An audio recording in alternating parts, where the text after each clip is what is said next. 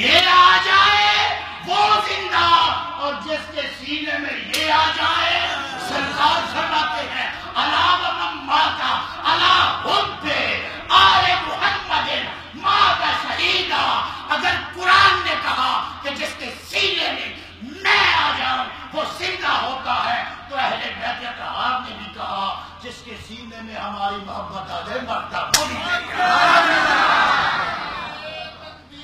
یہ سمجھو وہ خدا کی طرف سے، یہ مصطفیٰ کی طرف سے، وہ خدا کی طرف سے، یہ مصطفیٰ کی طرف سے، وہ بھی بھاری، یہ بھی بھاری۔ اور میں کہنا یہ چاہتا ہوں جتنا اس کو بھاری خدا نے کیا اتنا ہی ان کو بھائی مصطفیٰ نے کیا۔ اب ایک قرآن ہی ہاتھ میں پکڑا ہو،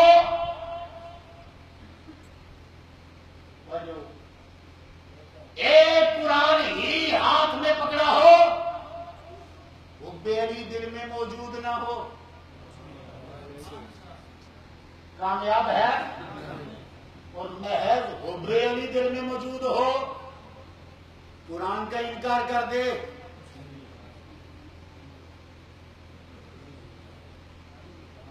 باتیں اس وقت دعائیں ہو رہی ہیں۔ اگر دل میں حب قرآن موجود ہو، حب اہل بیت موجود نہ ہو، کامیاب وہ بھی نہیں۔ اور اگر دل میں حب اہل بیت ہی موجود ہو، قرآن کی محبت موجود نہ ہو، کامیاب وہ بھی نہیں۔ کامیاب وہ ہے جس کے سر پر قرآن ہے، ہاتھ میں اہل بیت اطہار کا دامن ہے، اللہ اکبر، جس کے وجود میں دونوں آدم اگر صرف ایک قرآن ہی پڑھتا رہا، حسن سے حسین سے پیار نہ کیا، جناب حسین کو کہتا رہا یہ تو باغی تھا، یزید کو کہتا رہا یہ تو امیر المومنین تھا۔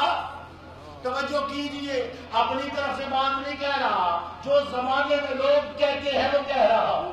یزید کو امیر المومنین کہتا رہا، حسین کو باغی کہتا رہا، ارے ایک کیا 100 مرتبہ قرآن پڑھا ہو، قرآن تو علی کے ساتھ ہے، علی سے ساتھ رکھے گا،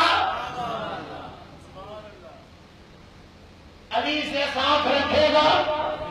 یہ قرآن لے کے جب علی کے پاس جائے گا، قرآن تو علی کے ساتھ ہے، علی کے ساتھ ہے، علی ایسے کو قبول ہی نہیں کرے گا۔ مجھے کہنے دیجیے کہ بات اگر حقیقت ہے کہ ساری عمر کی عبادت،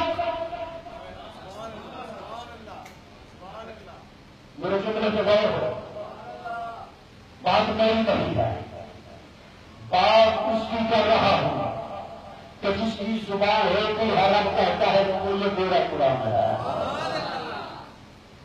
حضور فرماتے ہیں کسی کی ساری زندگی کی عبادت ایک طرف، میری آپ کی محبت کا ایک لمحہ ایک طرف، کہیے نا سبحان اللہ، حسن و حسین کی محبت کو دل میں جگہ دے کے کہیے سبحان اللہ۔ میرے سرکار نے فرمایا ساری زندگی کی عبادت ایک طرف، حسنین کی محبت ایک طرف، علی کی محبت ایک طرف۔ علی کا مرتبہ کیا ہے، علی کا شان کیا ہے؟ کسی بدبخت نے جناب علی المرتضیٰ کو گالی دی، تھے ایسے بھی لوگ، تاریخ ایسے بھی سیاہ کارناموں سے بری بھری ہے، کسی نے جناب علی المرتضیٰ کو گالی دی، صحابی رسول کریم کھڑے تھے، کہنے لگے کون بدبخت ہے جس نے اللہ کو گالی دی ہے؟ میرے جملے پہ غور ہو، کون بدبخت ہے جس نے، بولیے، اللہ کو گالی دی ہے؟ اب سارے سن کر آپ میں سے بیشتر کی طرح حیرت میں رہ گئے کہ گالی علی کو دی ہے، لب خدا کو رہی ہے. یہ کیا معاملہ؟ صحابی رسول کیسی بات کر رہے ہو؟